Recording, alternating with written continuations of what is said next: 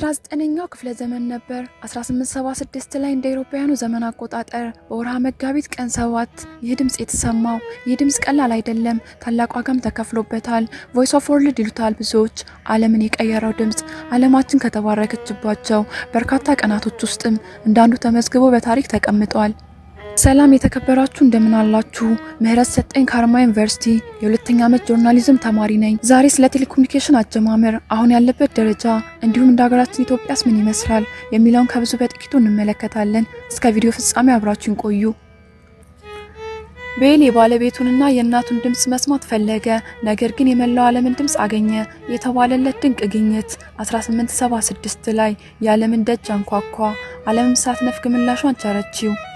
ይህም ታላቅ ሰው አሌክሳንደር ግራሃም ቤል በሀገረ ስኮትላንድ ኤዲንበርግ ላይ በመጋቢት 3 ቀን 1847 መስማት ለተሳናቸው የንግግር